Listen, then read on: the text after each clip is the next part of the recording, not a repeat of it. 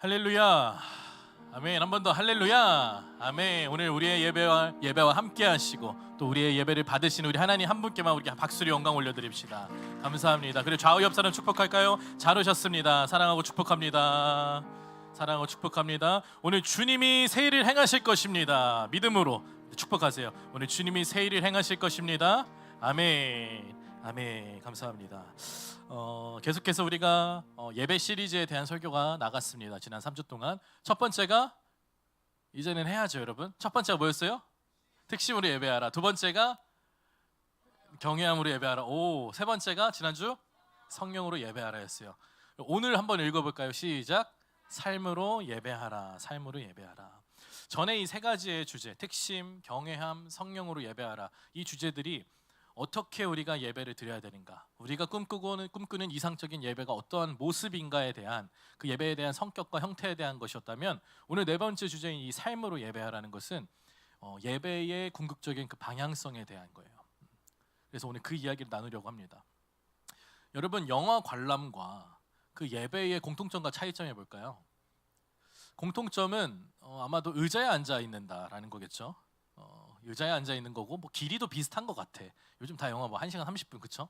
2시간 좀 안 되는 그 정도고, 차이점이라면 여러분 뭐겠어요? 누가 여러분 비기독교인 친구가 여러분에게 영화 관람이랑 예배 드리는 거랑 무슨 차이야? 하면 여러분 뭐라고 대답하시겠어요? 궁금할 수 있잖아요. 비기독교 신장 입장에서는 영화는 관람하는 거죠. 그리고 연주회 같은 것도 감상하는 거죠. 근데 예배는 관람과 감상의 수준이 아니라는 겁니다. 예배는 만약에 예배가 예배로만 끝나고 딱 끝나면 그 이상의 변화와 애프터 액션이 따르지 않는다면 사실 영화와 똑같은 거예요. 그냥 우리는 한 편의 예배를, 한 순간의 예배를 관람하고 관상하게 되는 거죠. 영화를 본다고 해가지고 우리가 아무리 감동적이고, 요즘 재밌는 영화가 뭐가 있을까요? 뭐가 있죠? 왕과 사는 남자? 잘 제가 모르는 거 보니까 그렇게 유명한 것 같지는 않아요. 뭐 아무리 재밌는 영화, 막 100만 1000만 영화 찍었다고 하더라도, 막 깔깔 웃고 운다고 하더라도 그게 여러분 삶에 뭐 지대한 영향을 미치나요?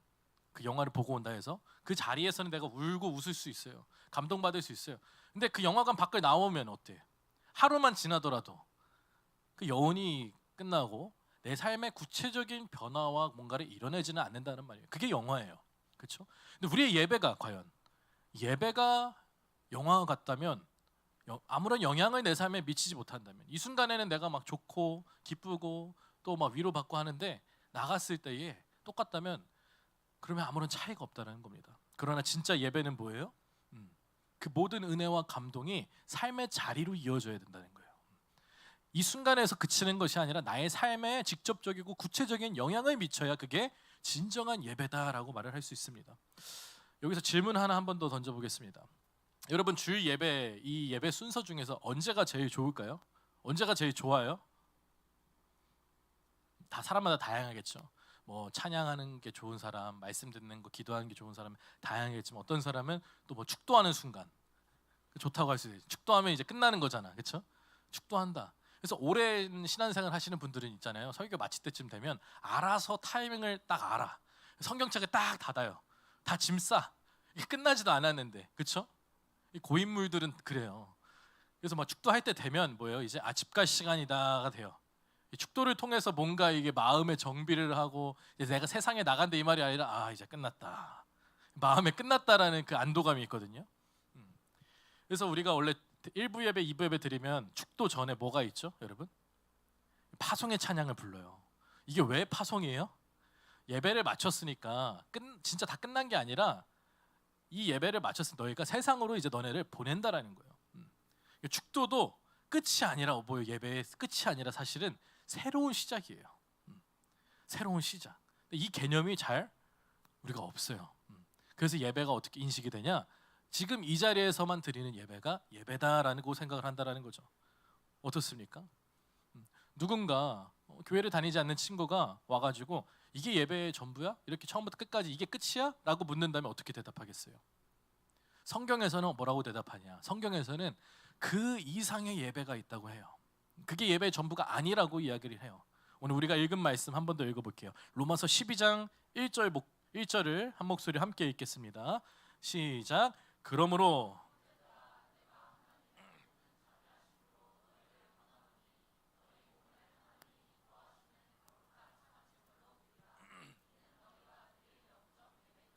아멘. 너의 몸을 하나님이 기뻐하시는 거룩한 산 제물로 드리라. 이는 너희가 드릴 영적 예배니라. 이 말씀 구절 신앙생활 오래 하신 분들이라면 한 번쯤은 들어봤어요. 그렇죠? 익숙한 구절입니다. 근데 우리는 너무나도 익숙해서 이 말씀이 얼마나 충격적인지를 잘 체감이 안 돼. 여러분 구약 시대 유대인이라고 생각을 해보세요. 당시에 매주 예배들이 제사드리던 그 제사의 필수 요소가 뭘까요? 제사를 드리려면 뭐가 필요해요? 제물이 필요해요. 제물. 그 제물을 잡아다가 염소랑 송아지나 이 비둘기를 잡아다가 양을 잡아다가 어떻게 해요? 죽여요. 각을 뜨고 피를 쏟아내요. 죽여서 그 죽은 제물을 가지고 제단 위에 바쳐요. 거기다가 불을 태워요. 그렇게 해서 향을 올려드리는 거. 이게 당시 구약시대의 제사였단 말이죠. 구약시대의 예배 방법이었어요. 여러분이 이 제사에 익숙한 사람입니다. 그런데 어느 날 지금 바울이 뭐라고 말하는 거예요? 너의 몸을 거룩한 산제물로 드려라. 뭐라고 들리겠어요, 여러분? 뭐라고 들리겠어요? 충격적이죠. 몸을 어떻게 제사로 드려? 몸을 어떻게 제물로 드려? 인신공양하라는 말 아닌가? 이렇게 들릴 수 있을 만한 이야기예요. 그렇죠? 너의 몸을 하나님의 제물로 드려라. 이 말은 그렇게 들릴 법한 조금 충격적인 이야기라는 거예요. 그러니까 당시 구약의 제물은 이 죽은 제물이었어요. 죽은 제물. 그래서 바울이 뭐라고 말하냐? 이 양이나 소나 그런 거 가져오는 게 아니라 너의 몸을 드려라. 죽여서 바치는 게 아니라 너의 지금 살아있는 그 몸, 산 제물로 드려라. Living sacrifice라고 해요. 산 제물로 드려라. 그러니까 당시 유대인의 입장에서는 이게 충분히 좀 공포적이고 오해할 만한 이야기라는 거예요. 충격적인 이야기라는 거예요. 근데 바울의 의도는 뭐예요? 진짜 의미는 실제로 인신공양하라는 말이에요? 아니죠. 그 말이 아니에요. 하나님의 기뻐 받으시는 영적인 예배가 무엇인가에 대해 설명하는 거예요. 하나님이 기뻐하는 그 받으시는 영적 예배가 바로 너의 몸을 거룩한 산제물로 드리는 거야 라고 해요. 이게 무슨 의미인가 조금 더 살펴봅시다. 너의 몸을 드려라. 이게 뭐냐? 바울이 말하는 여기서의 몸은 그냥 고기 덩어리, 이 육체 덩어리만을 얘기하는 게 아니에요. 이 헬라어에 보면 이 육체를 뜻하는 단어가 두 가지가 있어요. 하나는 샤르크스, 육을 뜻하는 거고, 또 하나는 이 소마라는 단어가 있습니다.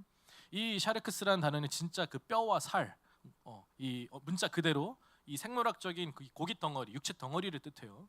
반면에 바울이 여기서 의도적으로 사용한 이 소마라는 단어는 우리의 전인격적인 삶의 모든 것, 나의 관계, 시간, 물질, 내가 살아가는 모든 세상에 살아가는 나의 존재 방식 자체를 이 소마라고 해요. 여기서 몸이라고 표현을 한 거예요. 그러니까 여기서 바울이 말하는 것은 단순한 육체가 아니라 나의 전인격적인 내가 살아가는 모든 일상 전체를 뜻한다.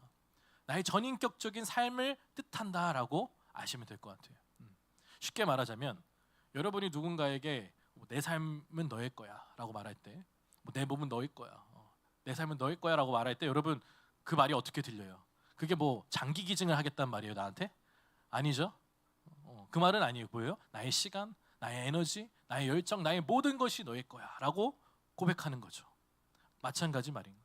바울이 너의 몸, 소마를 주님께 올려라, 살아있는 제물로 드려라라고 말한 것은 사랑하는 자녀들아, 주일날 나와서 그냥 찬양으로 입술로만 하는 걸로 그치지 말고 너의 삶의 전부를 주님께 드려라.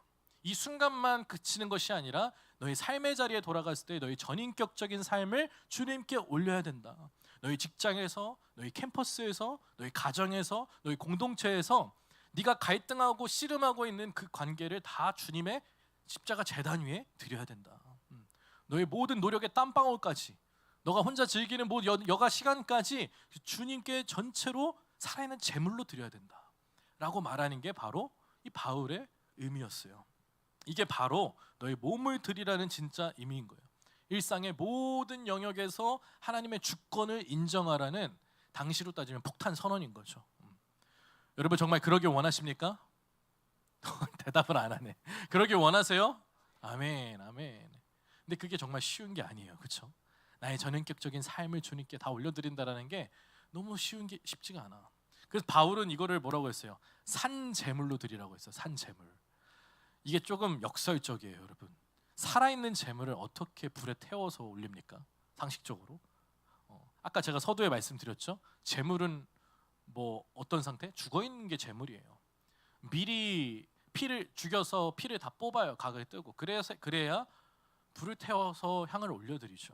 근데 만약 살아있어 제물이, 살아있는 제물을 여러분 어떻게 제단에 올리고 올렸다 한들 어떻게 이거를 불에 태워?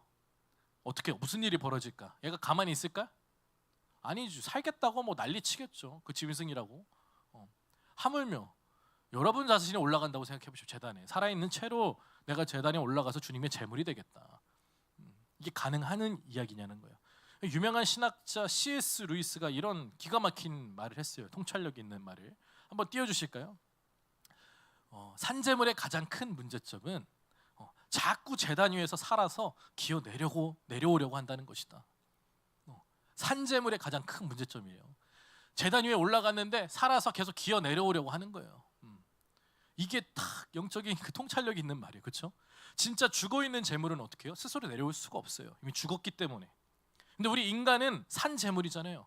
주님께 헌신하고 다짐하고 결심해요. 하나님 앞에 온전히 맡겨드린다고 해요. 그렇게 올라갑니다. 우리가 그 십자가의 제단 앞에 올라가. 근데 나의 자아와 나의 욕망과 나의 고집이 자꾸만 제단에서 살아서 기어 내려오게 하는 거예요. 내가 다짐하고 맹세했던 헌신을 거두게 하고 충성과 순종을 거두고 다시 또 나의 욕심의 소욕과 나의 마음대로 살려고 하는 게 우리의 본성이라는 거예요. 육신의 소욕에 따라 살게 되는 이 말이 얼마나 우리의 폐부를 찌릅니까? 우리가 주일날 정말 은혜 받고 하나님께 결심하고 다짐하고 찬양하고 근데 그 다음날 되면 어떻게 돼? 어느 순간 나도 모르게 나의 자아가 슬금슬금 눈치 보면서 제단 위에서 내려오는 거예요. 이제 좀 괜찮아졌지 한 하루 이틀 지났으니까 하면서 다시 옛날의 방식으로 돌아가려고 하는 거예요. 나의 직장에서, 가정에서, 공동체에서 누군가가 내 비위 잘못 건드리거나 날 긁거나 내 자존심 건드리면 막 분노와 혈기가 오르는 거예요. 육의 사람이 끌려가는 거예요. 또 상황과 환경이 내 마음대로 잘 풀리지 않으면 어떻게 돼요? 그 우울과 불안과 염려의 감정이 나를 다 밑바닥까지 잡아먹게 만드는 거예요. 나 홀로 있는 그 시간에 유혹과 시험에 빠져서 은밀한 죄 가운데에 나 스스로를 범죄케 하는 거예요. 그러니까 그 본성들이 그 십자가 제단 위에서 우리를 끌어내린다라는 거예요. 살아있는 재물이 계속해서 내려온다라는 거예요. 예전에 어떤 형제가 저에게 이런 고백을 했었습니다. 주일날 그리고 그렇게 주말 금요일 토요일 주일 주님의 성전에 거하면서 찬양하고 말씀드리고 하는 게 너무 좋대요. 은혜 받고 하는 게 너무 좋아. 그런데 주일 저녁이 딱 끝난 시점, 딱 끝나고 자기가 홀로 남았을 때에 자기 몸 가운데 그 예전에 자기가 즐겼던 육체의 정욕이 팍 올라오는 게 느껴진다는 거예요. 강한 욕구가 자기를 막 끌어당기는 게 느껴진대. 실제로. 그래서 이거와 씨름하고 이거와 대적하고 하는 게 힘겹다고. 그래도 그게 어디예요? 이게 지금 딱 왔을 때 내가 대적할 수 있잖아요. 그렇죠? 내가 하나님의 말씀을 선포하고 거기에 대적할 수 있는데 많은 사람들은 이것조차도 인지하지를 못해. 내가 지금 육체의 소욕에 붙들려가지고 끌려간다라는 것조차도 인지하지를 못하는 거예요. 근데 이제 그 청년이 하는 말이 그게 올라온다라는 거죠. 그래서 C.S. 루이스가 뭐라고 해요? 완전한 순종과 헌신은 인간의 본성상 매우 어렵기 때문에 끊임없는 노력이 필요하다. 우리 가운데 끊임없는 성화가 필요하다라는 말을 이제 표현한 거예요. 저 말이. 하나 더 넘겨주실까요? 함께 읽겠습니다. 시작. 우리의 결심과 다짐, 헌신이란 한 번 하고 끝나는 것이 아니라 살아서 기어 내려오려는 자신을 끊임없이 다시 제단 위에 올려놓는 과정이 필요하다. 아멘. 우리가 수없이 많은 결심과 다짐을 해요. 그게 한 번 한다고 끝나는 게 아니라는 거야. 한 번 한다고 해가지고 우리가 평생 뭐 죄와의 싸움에서 다 승리하면서 살아가는 게 아니라는 거예요. 뭐예요? 끊임없이 살아서 기어 내려오려는 내 자신을 붙드는 거예요. 멱살을 잡고 다시 한번 십자가 위에 고정시키는 거예요. 뭐 박는 거예요. 그 과정이 필요하다는 거예요. 그래서 산 제물이 주님이 기뻐하시는 거룩한 산 제물이 된다는 게 뭐냐? 매일 아침 내가 눈 뜰 때마다 주님과 동행하는 거예요. 제단 밑으로 도망쳐 있는 내 자아의 멱살에 붙잡아다가 십자가에 못 박는 거예요. 내가 주님과 함께 죽었습니다 라고 선언하는 거예요. 하나님, 오늘도 나의 혈기와 이기심과 정욕과 내가 편해지고 싶은 내 안락한 마음이 꿈틀거립니다. 세상 사람들처럼, 친구들처럼 적당히 속이고 적당히 타협하고 즐기고 싶은 내 욕망이 자꾸만 내 안에서 나를 제단에서 내려오게 합니다. 주님, 이것들을 다시 한번 내가 십자가 위에 묶어둡니다. 오늘 하루도 내가 죽게 하시고 주님으로, 예수로 살게 하여 주시옵소서. 이 고백이 저 여러분 가운데 넘치기를 주님의 이름으로 축원합니다. 이게 뭐예요? 죄와 피 흘리기까지 싸우는 그 피 터지는 몸부림인 거예요. 세상의 가치관과 본성이 충돌하는 씨름의 현장이에요. 이게 바로 그리고 하나님이 기뻐하시는 거룩한 산 제물의 진짜 의미라는 거예요.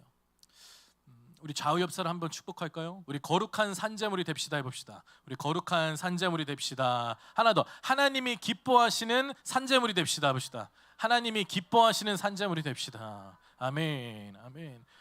여러분 정말 그러길 원하십니까? 간절하게 원하는 거. 우리가 정말 하나님이 기뻐하는 거룩한 산제물이 되기를 소망합니다. 바울은 그 모습을 가리켜서 뭐라고 했느냐? 로마서 12장 1절 보면 이게 바로 너희가 드릴 영적 예배니라 라고 말해요. 그 모습이 바로 너희가 드릴 영적 예배야 진짜. 여기서의 그 영적이라는 말은 신비롭고 신령한 그 뜻만을 뜻하는 게 아니에요. 그 원어를 잘 찾아보니까 합리적인, 이치에 맞는 지극히 마땅한 예배다라는 거예요.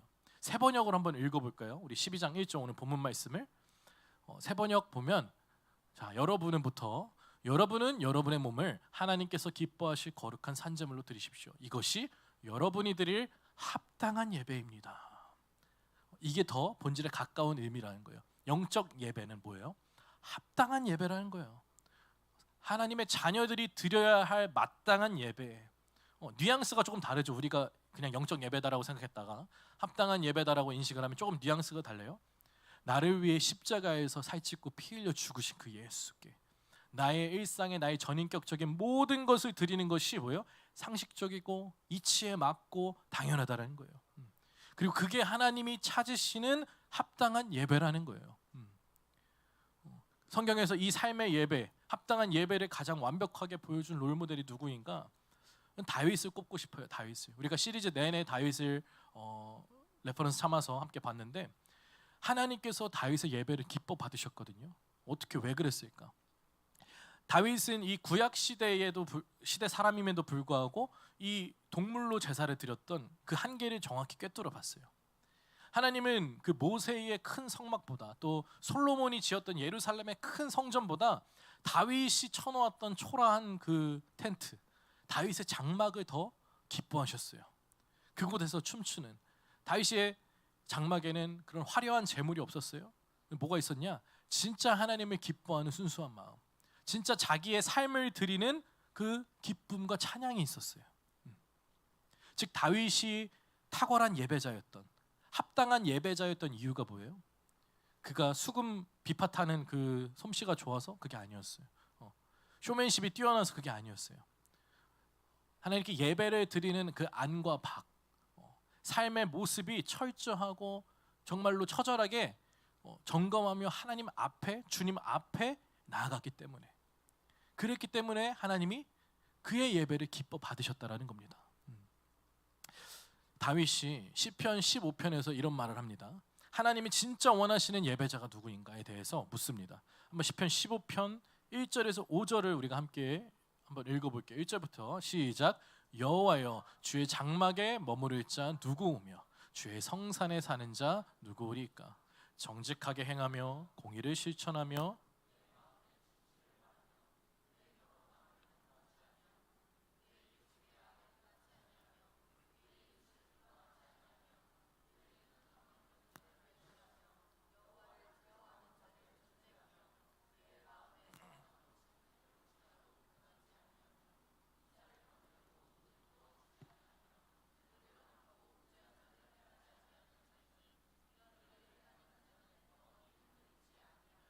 아멘. 여기 히터 좀 꺼주세요. 1절 말씀 다시 한번 띄워주시겠어요?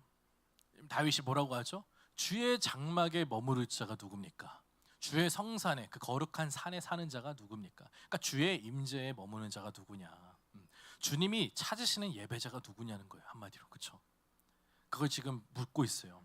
우리의 생각으로는 주님이 찾으시는 예배자, 뭐 주일 성수 잘하고 헌금 잘하고 기도생활, 성경 잘 읽는 사람, 그렇게 생각할 수 있어요. 근데 이어지는 말씀이 2절부터 4절에서 주님이 찾으시는 예배자라는 거 쭉 나와요. 그 뭐예요? 정직하게 행하며 공의를 실천하는 자, 그의 마음에 진실을 말하고 그의 혀로 남을 허물이지 않는 자, 이웃에게 악을 행하고 비방하지 않는 자, 또 여호와를 두려워하는 자들을 존대하며 그의 마음에 서원한 것은 해로울지라도 변하지 않은 자. 어때요, 여러분?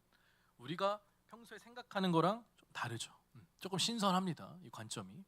그러니까 하나님이 찾으시는 예배자의 조건에 종교적인 행위가 하나도 들어가지가 않았어. 그렇죠? 대신 뭐가 들어갔어요? 전부 다 우리의 일상의 삶의 태도에 대한 거예요. 내가 어떠한 사람인가, 내가 어떠한 삶을 살아가는가에 지금 주님이 찾으신다라는 거예요. 주님의 임재에 거할 자가 누굽니까? 주님의 장막에 거할 자가 누굽니까? 주님이 찾으시는 예배자가 누구입니까? 정직하게 행하며 공의를 실천하고 그의 마음에 진실을 말하고 그의 혀로 허물을 말하지 아니하고 이웃에게 악을 행하지 아니하고 여호와를 두려워하는 자들을 존대하고 그의 마음에 서운한 것은 자기에게 해로울지라도 변하지 아니하는 자. 주님이 찾으시는 예배자의 모습이에요. 그러니까 다윗이 정확히 알았어요. 하나님이 진짜 원하시는 제물은 살찐 소나 양이 아니라 하나님 앞에서 정직하게 살아가는 삶의 하루를 드리는 자라는 거예요.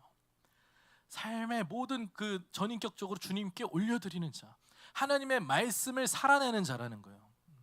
내가 당장 오늘 손해를 보더라도, 나의 시간과 물질과 나의 모든 것 계획이 손해를 보더라도 하나님의 말씀대로 그 약속을 지켜내는 자, 말씀대로 순종하는 자, 비록 지금 나의 상황이 안 좋은 상황 가운데서도 나의 입술을 원망치 아니하고 남의 허물을 욕하지 않는 그 절제 않은 순간들, 내가 주님께 받은 은혜에 감사해서 결단하고 그것을 지키기 위해 노력하는 순종의 순간들, 내 일상에서 육체의 정욕의 소욕과 유혹과 시험하게 치열하게 죄와 싸우며 대적하는 몸부림치는 순간들, 바로 그 순간들 하나하나가 뭐예요?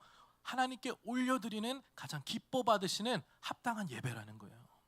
그게 삶의 예배의 순간이라는 거예요. 영적 예배라는 겁니다. 그게 바로 삶의 예배인 줄 믿습니다. 그 삶 자체가 예배가 되는 거예요. 하나님의 말씀대로 살아가기 위해서. 우리가 오늘 함께 부른 찬양이 뭐였어요? 주님의 나라와 뜻이 나의 삶 속에 임하시며 주님 알기를 주님 보기를 소망해. 그렇죠? 주님의 나라와 뜻이 내 삶에 임하게 하여 주시옵소서. 추상적인 단어가 아니에요. 하나님의 말씀이 내 삶에 이루어지는 거예요. 그 다음 가사가 뭐예요? 거룩히 살아갈 힘과 두려움 없는 믿음 주실. 그렇죠? 나의 하나님 찬양해. 거룩히 살아갈 힘과 두려움이 없는 믿음으로 살아가는 거예요. 그게 주님이 찾으시는 예배자라는 거죠.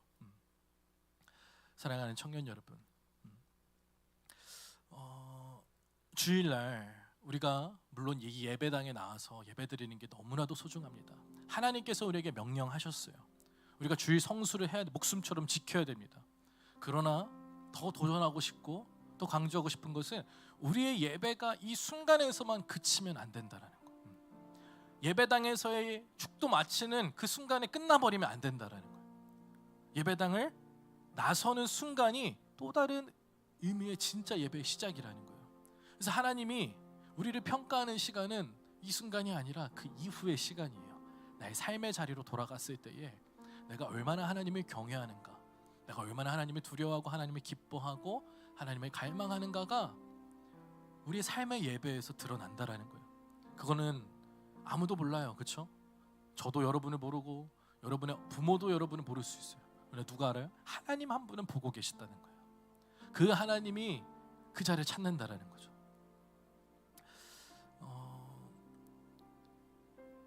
근데 이게 어떻습니까? 이렇게 살아간다라는 것이 정말 쉽지가 않아요. 그렇죠?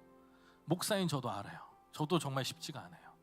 내가 내일부터 내 가정에서, 내 직장에서, 캠퍼스에서, 내 공동체에서 내가 다윗처럼 정직하게 거룩한 산 제물로 한번 살아보자, 그렇게 다짐하고 문을 나서도 어떻습니까?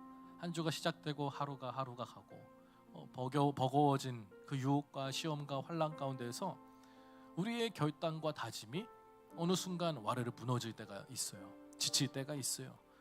그러면 어떻게 돼요? 나는 안 되나 보다.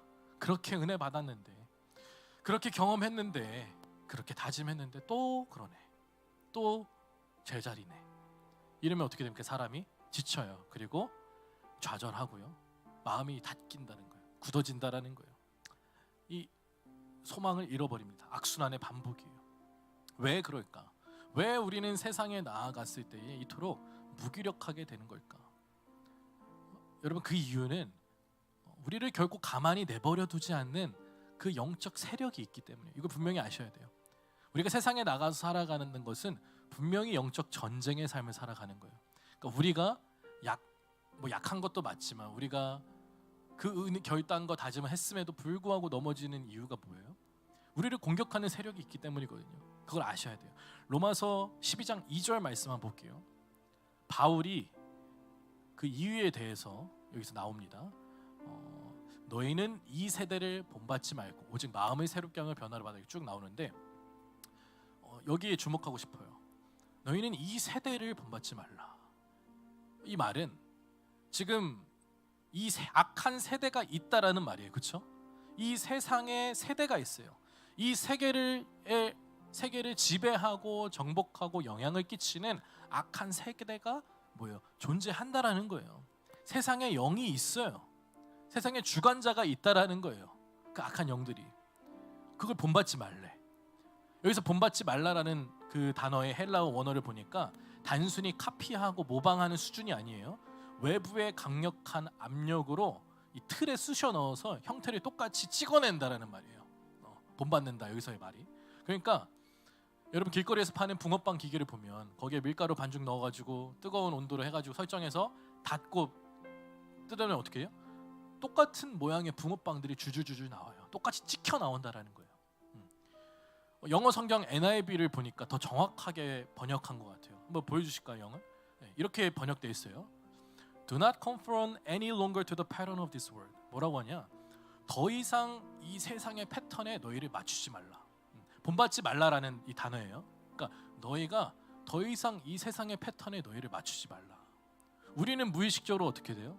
이 세상에 말하는 패턴과 가치와 기준대로 나를 맞추면서 살아간다는 거예요. 맞춘다. 다른 말로 그거에 끌려가며 살아간다는 거예요. 너희는 이 세상의 가치에 너희를 맞추지 마. 너희는 더 이상 이 세상의 풍조에 너희를 맞추지 마. 이 말은 너희는 더 이상 그것에 끌려다니지 말아라 라고 말씀하는 거예요. 세상이 바로 그거를 찍어내는 거대한, 어떻게 보면 붕어빵 기계야. 여러분이 예배 자리에서 은혜 받고 나간다고 했을 때 세상은 뭐예요? 이거를 열고 기다리고 있는 거예요. 여러분이 나오면 거기 눌러버려. 그러니까 힘이 없으니까 여러분의 힘과 능력으로 그 압력을 버티겠어요? 그 찌부시키는데 열면 어떻게 돼요? 세상과 똑같은 붕어빵이 나오는 거예요. 악한 영들이 우리를 끊임없이 찍어낸다라는 거예요. 그 세상의 패턴이 뭡니까? 피곤한데 뭘 그렇게 또 교회 가서 기도해야 돼? 예배 드려야 돼? 좀 늦으면 되지. 교회 가더라도 그냥 평일에는 적당히 네 할 일을 하고, 그게 더 중요하지. 뭐가 더 우선이야? 돈이 최고지. 돈이 있어야 그게 최고의 우선순위지. 뭐가 더 중요하겠어? 내 성공과 안락을 위해 살아가야지. 조금 더 즐기면 그게 뭐가 크게 문제겠어? 이러한 세상의 가치와 기준들을 우리에게 어떻게 찍어낸다라는 거예요. 우리를 그런 양산형으로 만들어낸다라는 거예요. 그러니 어떻게 됩니까? 우리도 모르는 사이에 우리의 영이 썩어 들어가는 거예요. 죄에 잠식되는 거예요. 세상 사람들과 똑같은 그 세대와 똑같은 사람들이 되는 거예요. 똑같이 뭐예요? 돈에 떨고, 똑같이 내 이기심에 목숨 걸고, 똑같이 불안해하고, 똑같이 세상의 가치와 소망을 품고 살아가요. 주일에는 내가 거룩한 성도의 모습 같지만 평일에는 완벽한 그 세상의 똑같은 붕어빵들의 모습이야. 그렇다면 어떻게 됩니까? 어떻게 해야 이 세상의 이 틀을 깨부시고, 내가 그냥 똑같은 그런 세상의 붕어빵이 아니라 내가 어떻게 하면 주님이 기뻐하시는 거룩한 살아 숨쉬는 제물로 살아갈 수 있는가? 그게 나의 의지로 될까요? 되지가 않아요. 내 힘과 능력으로 됩니까? 오늘부터 내가 거룩하게 살아야지 다짐해서 그게 됩니까? 안 되더라는 거예요. 작심삼일이더라는 거예요. 그래서 바울이 2절에 그 해답을 말을 하고 있어요. 함께 읽기를 원해요. 오직 마음을, 거기서부터 시작. 오직 마음을 새롭게 함으로 변화를 받아 하나님의 선하시고 기뻐하시고 온전하신 뜻이 무엇인지 분별하도록 하라. 여기 오직 마음을 새롭게 함으로 변화를 받아. 여기 밑줄을 탁 치시는 거예요. 밑줄을 치세요. 오직 마음을 새롭게 함으로 변화를 받아. 이게 해답이라는 거예요. 여기서의 변화가 그냥 겉모양의 일시적인 변화만을 뜻하는 게 아니에요. 그러니까 본질적인 변화를 뜻하는 거야. 나의 외형적인 변화가 아니라 애벌레가 이 번데기라는 그 고통과 인고의 시간을 거쳐서 어떻게 돼요? 완전히 다른 차원의 생명체가 돼요. 아름다운 나비가 되어서 태어나죠. 그러니까 우리 가운데에 있는 그 죄악된 본질과 죄악된 본성의 사람이 하나님 성령의 사람으로 다시 태어나는 거예요. 다시 완전히 그 안에 내면적으로 트랜스포메이션, 변혁이 일어나는 거예요. 변화가 일어나는 거예요. 그러니까 거듭남을 뜻한다라는 거예요. 진정한. 어떻게 이 변화가 일어나는가? 성경에 뭐라고 나와 있어요? 오직 마음을 새롭게 해야 된다는 거예요. 네 마음이 이전과 똑같다면 변화는 일어나는 게 아니라는 거예요. 마음이 새롭게 돼야 돼. 마음을 새롭게 함으로. 어떻게 마음이 새롭게 됩니까? 내가 상한 마음이었다면 그 상한 마음이 치유받는 거예요. 상한 마음이 고침을 받는 거예요. 병든 마음이 있다면 위로받고 치유되는 거예요. 내가 굳은 마음이라면 그 굳은 마음이 녹아지는 거예요. 메마른 마음이 있다면 성령의 단비로 생기가 돋아나는 거예요. 그 마음이 새로워져야 된다는 거예요. 전에 그 육신의 마음이었다면 완전히 성령에 절여져서 성령의 마음이 된다는 거예요. 그 마음을 새롭게 하는 분이 여러분 누구세요? 바로 성령 하나님인 줄 믿습니다. 성령님이에요. 우리가 지난주에 성령으로 예배하라 이 말씀을 통해서 뭐라고 말했죠? 우리가 성령에 그냥 가랑비 젓는 수준이 아니라 완전히 절여져야 된다고 했어요. 성령이 폭포수처럼 부어주시는 분이라고 했어요. 그냥 찔끔찔끔 성령을 아까워서 인색하게 주시는 분이 아니라 주님께서는 우리에게 부어주시기를 원하세요. 그럼 그 성령을 우리가 받아서 어떻게 해야 돼? 구석구석 나의 모든 곳 가운데에 그 성령이 깊이 깊이 배어야 돼요. 나의 말과 행동과 생각과 관점이 완전히 성령에 사로잡혀야 되는 거예요. 그게 뭐예요? 마음을 새롭게 해서 변화를 받은 거예요. 나의 이성과 결단력과 힘과 능력으로는 여러분 나가시면 절대 이 찍어내는 붕어빵 기계 여러분 힘으로 이겨낼 수가 없어요. 내 다짐, 결단 한순간에 무너져. 그럼 언제 이길 수 있어요?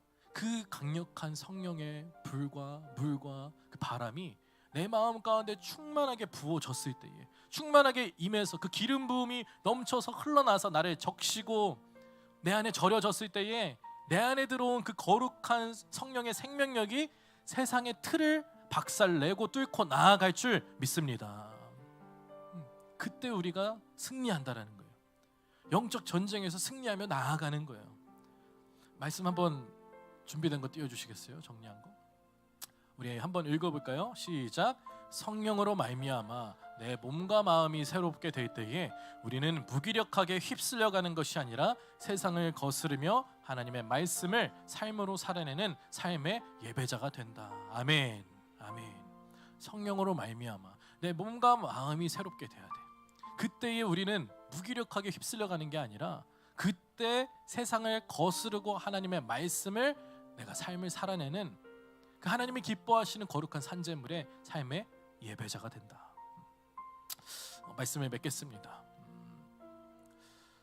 오늘로 이 4주간의 예배 시리즈 설교를 마칩니다. 설교자로서 또 여러분에게 도전을 주고 싶어요. 우리가 지난 3주 동안 이 특심과 경외함과 성령으로 예배하라는 말씀을 들었어요. 그 좋은 말씀을 듣고 은혜를 받고 그랬다면 예배자로서, 저희 설교자로서 저는 항상 궁금해요. 여러분이 은혜를 받는 것인가? 난 모르잖아. 나한테 와서 목사님 뭐 이래서 은혜 받았고 이렇게 너무 좋았고 이렇게 말을 하는 사람이 없으니까 여러분들은 모르겠어요. 나눔 시간에 그걸 나누는지. 나는 항상 가서 내가 설교를 잘했나? 이게 잘 되고 있는 건가? 이런 의문이 항상 조금씩 있어요. 제가 불쌍하다면 오셔서 말씀을 해주세요. 뭐 이런 부분이 은혜가 됐습니다 하면은 저도 좀 위로가 될 것 같은데, 근데 이제 설교자로서 그것도 중요하지만 진짜 더 중요한 게 저희 관심사가 뭐예요? 여기서 받은 은혜가 얼마나 여러분들에게 영향을 미치고 삶 가운데의 변화가 이루어지는가, 그게 저에게는 근심거리예요. 그게 고민거리예요. 여기서만 우리가 좋고 끝나면은 의미가 없다라는 거예요. 그냥 영화관에 가는 거랑 똑같죠. 그냥 관람하고 감상하고 끝나는 거예요.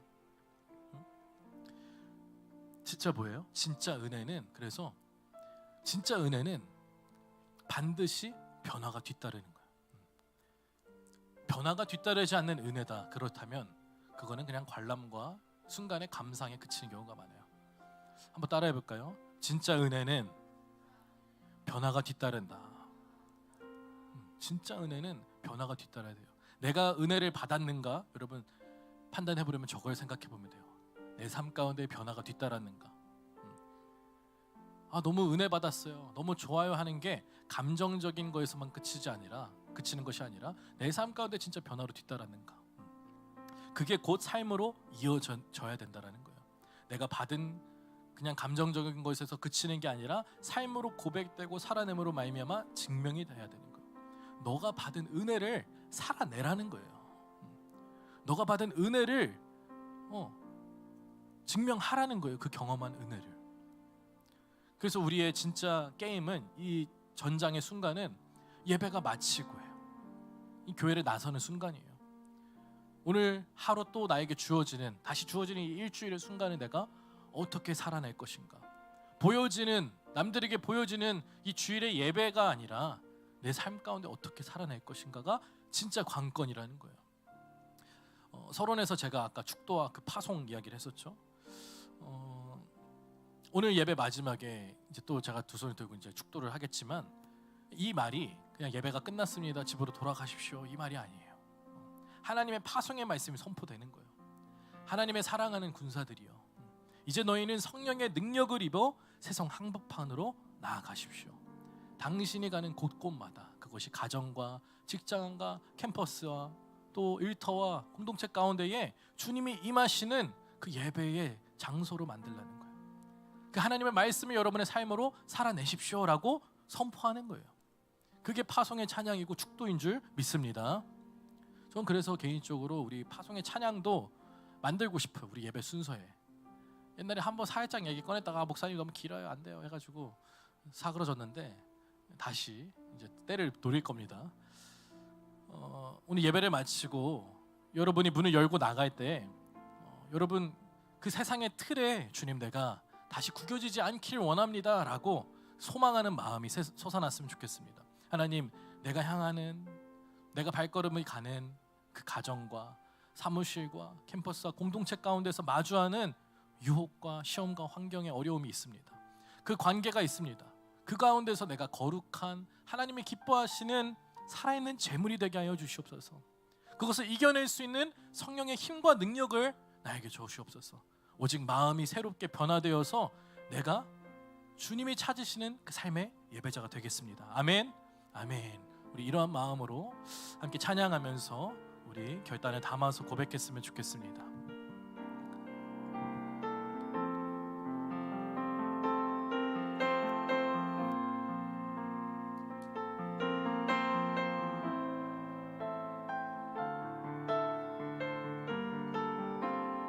함께 고백하겠습니다. 따스한 성령님,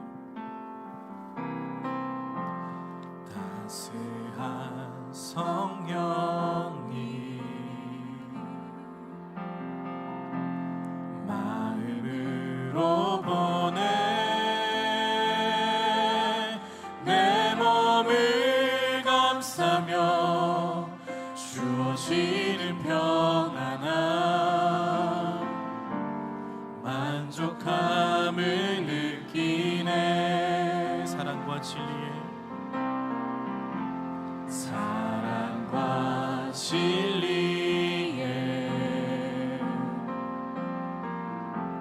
한 줄기 빛 보내 내 몸을 감싸며 주어지는 평안함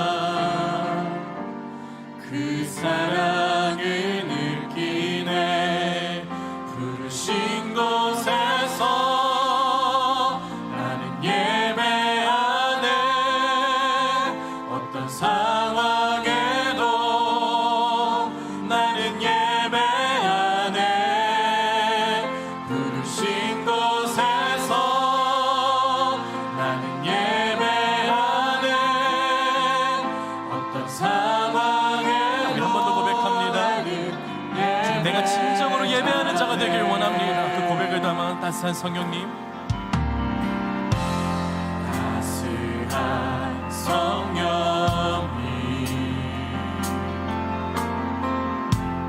마음으로 보내 내 몸을 감싸며 주어지는 평안함 만족함을 부르신 곳에서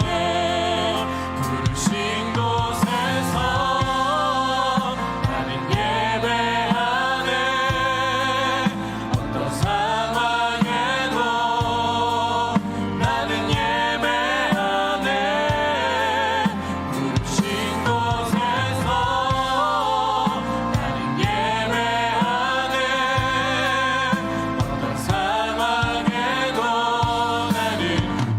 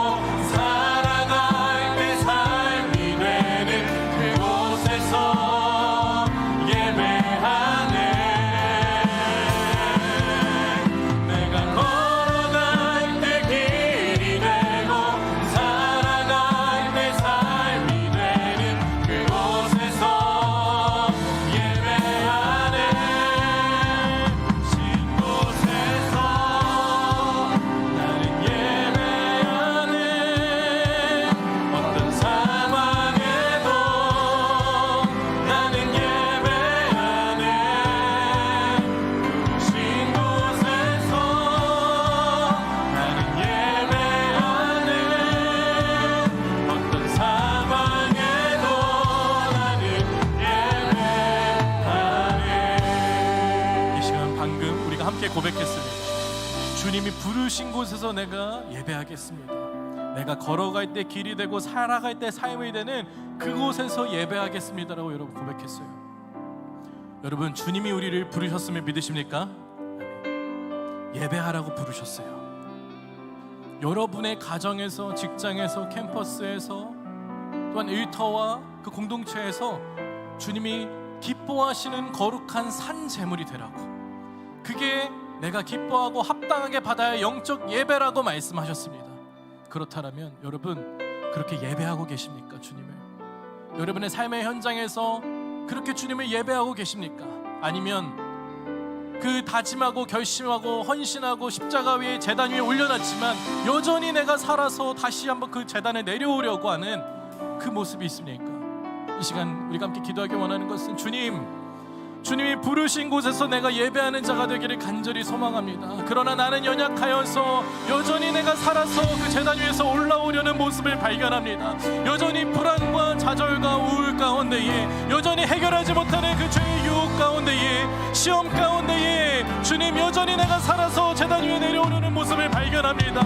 주님, 이러한 모습을 주님 앞에 회개하며 결단하오니 나를 온전히 십자가에 박게 하여 주시옵소서. 주님의 십자가 제단 위에 나를 묶어놓고 주님의 기뻐하는 제물이 되게 하여 주시옵소서. 우리 주 이름 세 번 부르시며 동성으로 기도합니다. 주여, 주여, 주여, 주여. 주님, 내가 주님을 예배하는 자가 되기를 원합니다.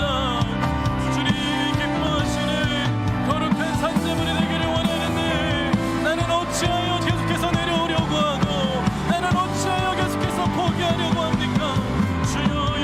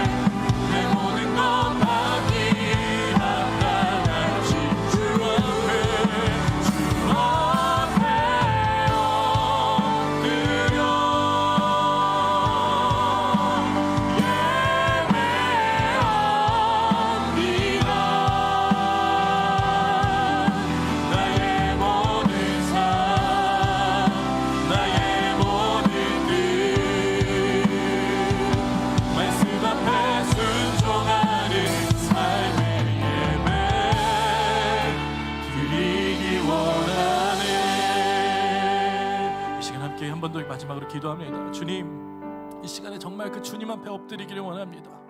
주님을 경배하고 예배하기를 원합니다. 나의 모든 삶과 나의 모든 뜻이 그 주님 앞에 순종하는 삶의 예배자가 되게 하여 주시옵소서. 주님이 기뻐 받으시는 거룩한 산제물이 되기를 원합니다.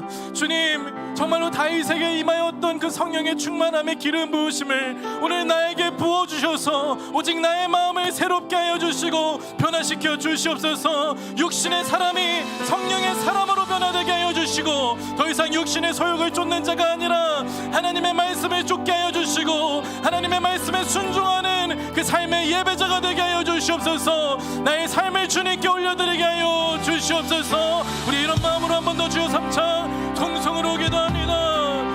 주여, 주여, 주여,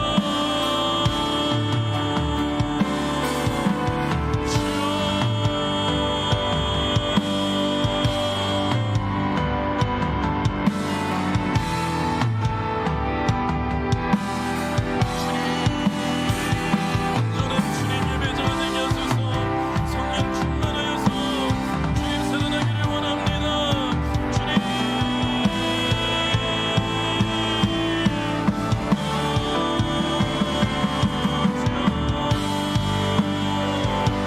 아버지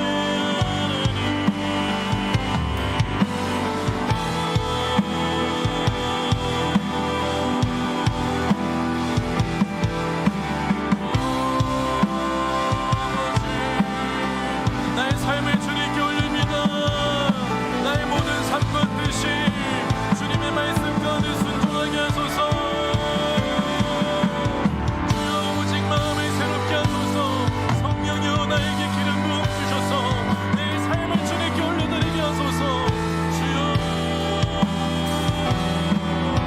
아버지 하나님 간절히 원합니다. 내 삶을 순종하는 예배가 되게 하여 주시옵소서.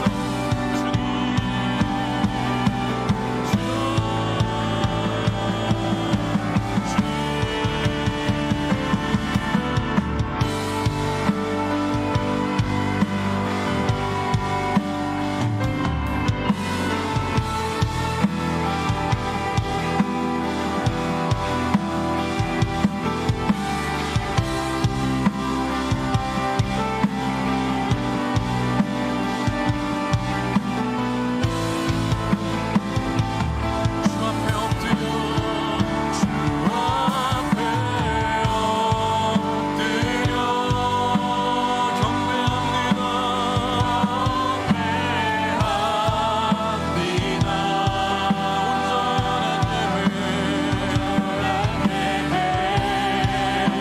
내 맘의 예배,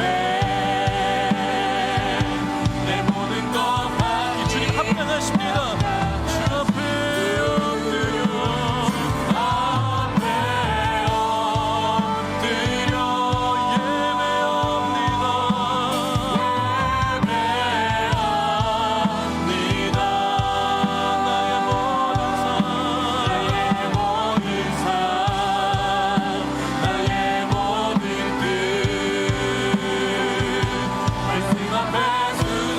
나의 삶을 주님께 올려드리며 주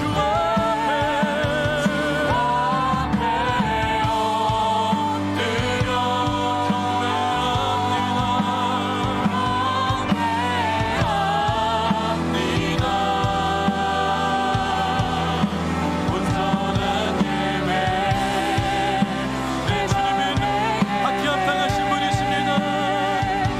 내 모든 것 받기 합당하신 분, 주 앞에 엎드려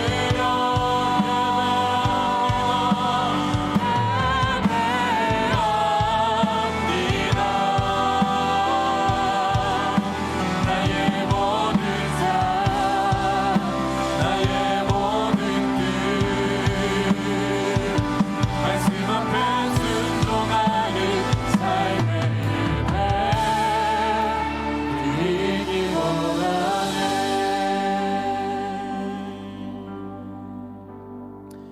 나의 생명 되신 하나님 아버지 감사합니다.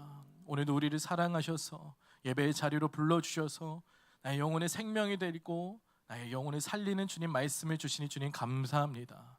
주님, 오늘 우리가 받은 이 은혜가 예배 자리에서 그치는 것이 아니라 예배당 문을 나섰을 때 나의 삶의 자리에도 영향을 미치고 주님의 말씀을 살아내게 하는 그 원동력과 힘이 되게 하여 주시옵소서.